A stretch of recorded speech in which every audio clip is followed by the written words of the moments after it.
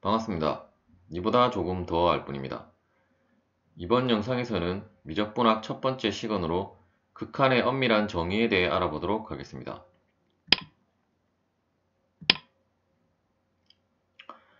먼저 미적분학이 무엇인지에 대해 알아보도록 하겠습니다.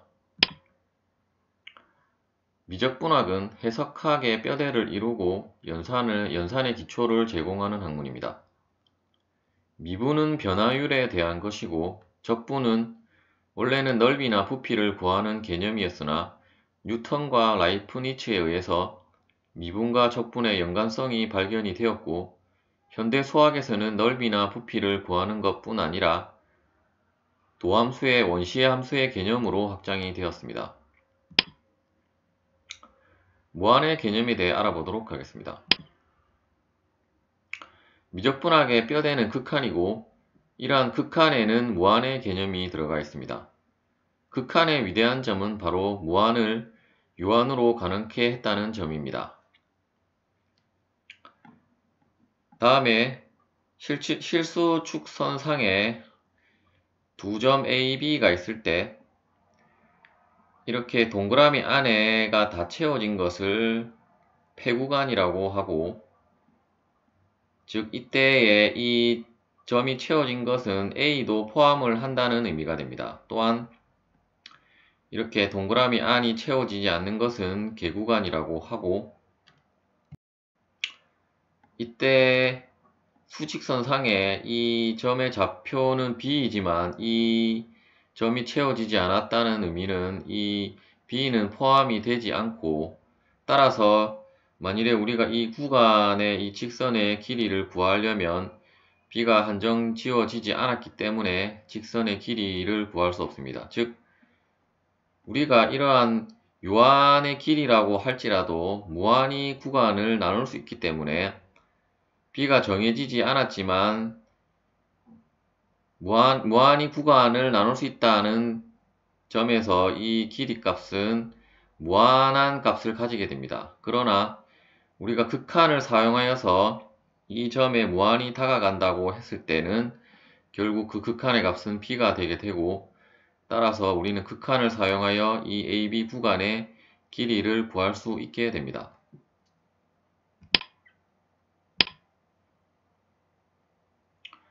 미적분학의 기본 정리에 대해 알아보도록 하겠습니다. 미적분학의 기본 정리는 미적분학의 핵심 정리입니다. 솔직히 다른 개념들은 잊어버린다 할지라도 미적분학의 기본 정리만큼은 여러분들이 미적분학을 공부했다면 반드시 암기하고 있어야 됩니다. 즉 다음에 보시는 공식들을 이해하고 자유자재로 활용할 수 있다면 미적분학을 마스터한 것입니다.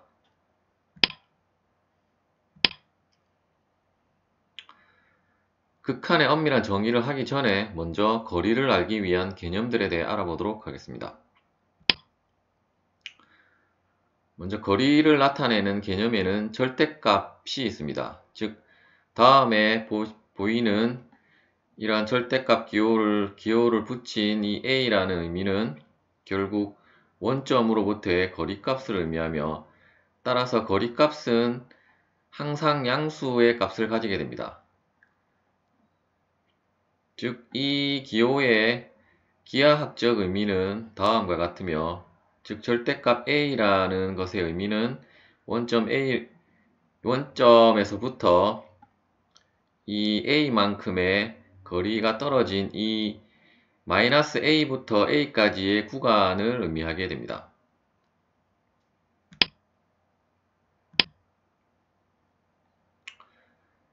임의의 점에서의 절대값에 대해 알아보도록 하겠습니다.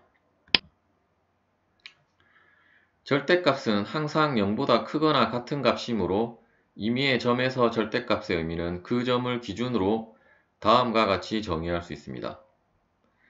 즉 이번에는 x라는 변수가 있을 때, 변수와 a라는 상수가 있을 때 이 x-a의 절대값의 의미는 다음에 수직선상에 보이는 것과 같이 a점을 기준으로 이러한 식으로 구간을 정할 수 있으며, 이때 x가 a보다 크거나 같으면 이 값은 그대로 x-a가 되고 x가 a보다 작게 되면 이 절대값의 절대값은 항상 양수가 되어야 하므로 마이너스 기호를 붙여서 나오면 a-a x가 되며 이것의 기하학적 의미는 다음과 같이 표시를 할 수 있게 됩니다.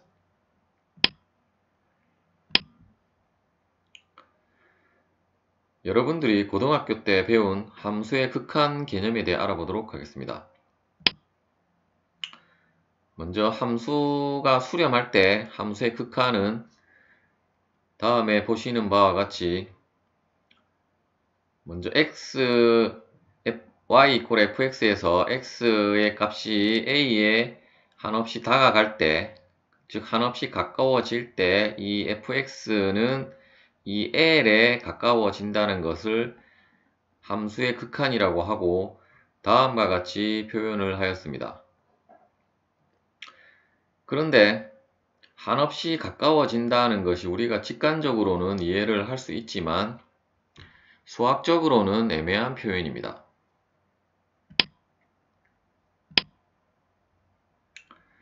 극한의 엄밀한 정의에 대해 알아보도록 하겠습니다. 19세기 수학자 루이 코시가 엡실론과 델타를 사용하여서 극한의 수렴을 엄밀하게 정의를 하였습니다. 즉 앞서 살펴본 함수의 극한이 수렴한다는 것을 수렴한다에서 한없이 가까워진다라는 애매한 말을 엡실론과 델타라는 문자로 수식화하였다는 데 의의가 있다고 하겠습니다. 이 입실론 델타 논법은 일변수 함수뿐 아니라 해석학에서 다루는 모든 함수의 극한을 엄밀하게 정의할 수 있게 되었습니다. 즉 다음에 보시는 이 수식이 바로 엡실론 델타 논법이며 언뜻 설명을 듣지 않고 이 수식만 봐서는 이 수식이 의미하는 바가 무엇인지 정확하게 알 수 없습니다. 일단 이 기호에 사용된 기본 의미부터 한번 살펴보도록 하겠습니다. 먼저 x가 a로 다가갈 때 fx가 l로 다가간다를 이러한 식으로 표기를 했으며 이것의 엄밀한 정의는 다음과 같이 이 a를 거꾸로 한 것은 모든을 나타내는 기호이고 따라서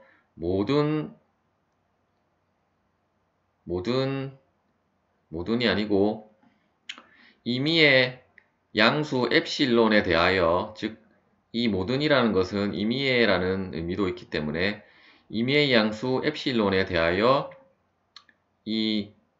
이렇게 생긴 기호는 이그지스트를 의미합니다. 즉 임의의 양수 엡실론에 대하여 이러한 델타가 존재를 하는데 이 델타에서 모든 x는 또한 계구간에 포함되는 원소일 때 다음에 수식을 만족하는 델타가 존재한다는 의미입니다. 즉 만일에 코시라는 사람의 설명을 듣지 않고 이 수식만 봤다면 이게 뭔 소린가 하는 사람이 많을 것입니다. 주로 대학 미적분학 교재를 대학에서 수업을 듣지 않고 교재만 봤을 때 여러분들이 첫 페이지부터 멘붕이 오는 이유가 아마 이 수식 때문일 것입니다. 다시 이 수식은 다음과 같이 임의의 모든 양수 엡실론에 대하여 델타라는 것이 존재를 하는데 이 델타는 다음에 이때 st는 search that을 의미하고 이 부분을 만족하는 양수 델타가 존재한다는 것을 의미하게 되는데 이때 이 st 다음에 오는 조건이 어떤 조건이냐면은 x는 우리가 a로 다가간다고 했을 때 a로부터 이 계구간 안에 있는 a-델타와 a 플러스 델타의 계구간 사이에 x는 들어가게 되고 또한 x는 a가 아닐 때 아니라면 이 델타가 존재하게 되면 fx는 다음과 같이 이러한 개구간 안에 들어간다는 것을 의미하게 됩니다. 즉 개구간에서 정의된 모든 x에 대해 x가 a로 다가갈 때 fx가 l로 다가갈 때 극한은 리미트 x가 a로 다가갈 때 fx는 l로 표현을 합니다. 이때 이 극한의 엄밀한 정의는 임의의 양수 엡실론에 대하여 다음의 수식을 만족하면 이러한 수식을 만족하는 델타가 존재한다는 것을 의미합니다. 지금까지 설명을 들어도 아마 무슨 말인지 바로 와닿지 않는 사람이 많을 것입니다. 이번에는 그래프를 이용해서 한번 다시 설명을 드리도록 하겠습니다.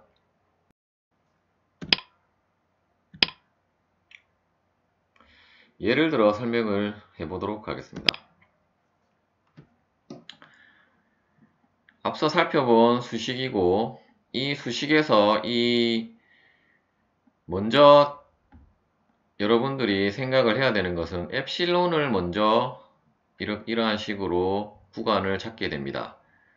그러면 이 엡실론 구간에 해당하는 함수 a에 대한 x 값들에 대한 델타 값이 이렇게 범위가 정해지게 되고 이때 이 절대값 x-a라는 것은 결국 이 구간을 의미하게 되고 즉 앞서 살펴본 절대값의 의미에 의해서 이것은 이 값은 x-a가 될 것이고 이 값은 a-x가 될 것입니다. 즉 이 구간 안에 들어오는 어떠한 x를 잡아도 이 엡실론으로 초기에 잡은 이 구간 안에 들어갈 수 있다는 것을 의미하게 됩니다. 이번에는 극한이 존재하지 않을 때를 한번 살펴보도록 하겠습니다. 정의대로 이 직관적으로 이 그래프는 자극한과 우극한은 존재를 하지만은 자극한과 우극한의 값이 같지 않기 때문에 극한이 존재하지 않는다는 것을 알 수 있습니다. 하지만 우리가 조금 더 엄밀하게 이 엡실론 델타의 정의를 사용하여서 한번 살펴보자면 먼저 우극한의 수렴값은 L이라고 했을 때 이 L에 대하여 임의의 엡실론을 이러한 식으로 설정을 하고 이 엡실론에 대해서 이러한 델타가 결정이 되게 됩니다. 그리고 이 엡실론에서 결정된 델타는 마찬가지로 이 공식에 의해서 이쪽도 마찬가지로 델타만큼 떨어진 거리가 있게 되고 그런데 이때 이 델타 값은 이 함수 값이 이쪽으로 나오기 때문에 즉 이 범위 안에 이 델타 값은 들어가지 않게 됩니다. 따라서 이 함수는 극한이 존재하지 않게 되고 따라서 엄밀한 정의에 의해서도 이 델타 값을 아무리 작게 하더라도 이 범위 안에 들어가지 않기 때문에 즉 L을 기준으로 엡실론만큼 떨어진 이 범위 안에 들어가지 않기 때문에 이 함수는 극한이 존재하지 않게 됩니다. 이번에는 이러한 극한 값이 있을 때 이 극한에 대한 엡실론과 델타를 결정하는 것에 대해 한번 알아보도록 하겠습니다.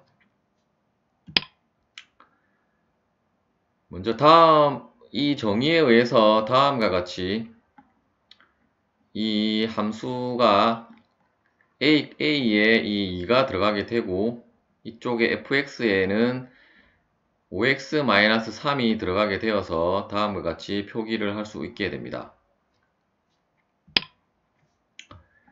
이제 이쪽 부분을 다음과 같이 정리를 하게 되는데 이렇게 정리를 하게 되면 반드시 우리가 초기에 설정한 x-2의 절대값의 형식으로 나타나게 되어지며 따라서 x-2의 절대값이 결국 5를 양변에 나누게 되면 이 x-2의 절대값은 5분의 엡실론보다 작아야 되며, 따라서 결국 이 수식에서 이 값이 델타와 같게 되므로, 따라서 델타는 5분의 엡실론보다 작은 값을 가지게 됩니다. 즉 우리가 임의의 엡실론을 0.01로 잡았다 하면 델타는 다음의 범위에서 우리가 설정을 할 수 있으며, 마찬가지로 엡실론을 만일에 0.005로 했다면 델타는 다음과 같이 5분의 0.005보다 작은 값으로 정할 수 있게 됩니다.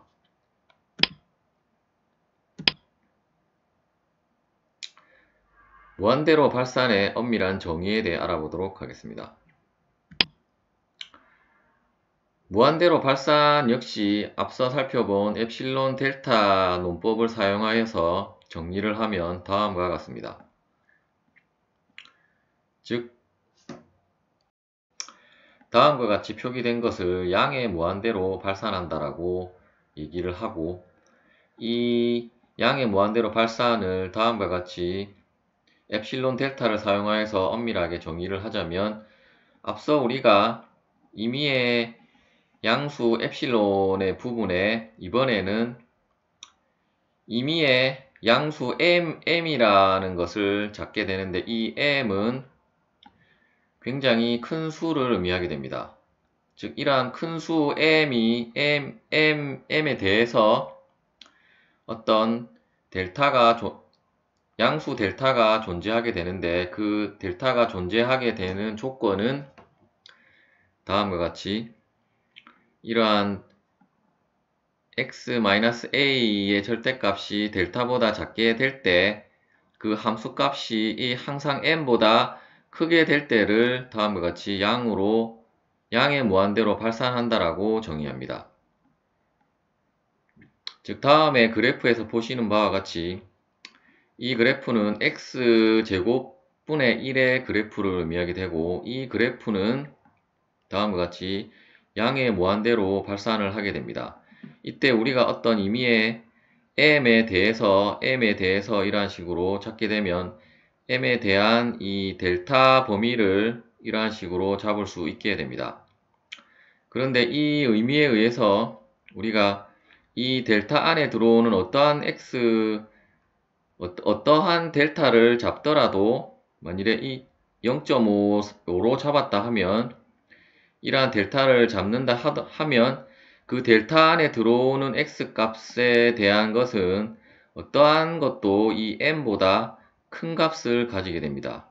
따라서 이러할 때를 우리는 양의 무한대로 발산한다고 하고, 마찬가지 방법으로 음의 무한대로 발산은 앞서 모든 양수 m의 0보다 큰 모든 임의의 m에 대해서라는 표현을 이번에는 0보다 작은 모든 n에 대하여로 바꾸고, fx가 항상 m보다 크다는 것을 이번에는 fx는 m보다 작다로 표현을 하게 되고, 그러한 것은 마찬가지 방법으로 이 그래프에서 앞서 살펴본 방식대로 하면 어떠한 델타를 잡더라도 그 값은 항상 우리가 잡은 m보다 작은 값을 가지게 됩니다. 시청해 주셔서 감사합니다.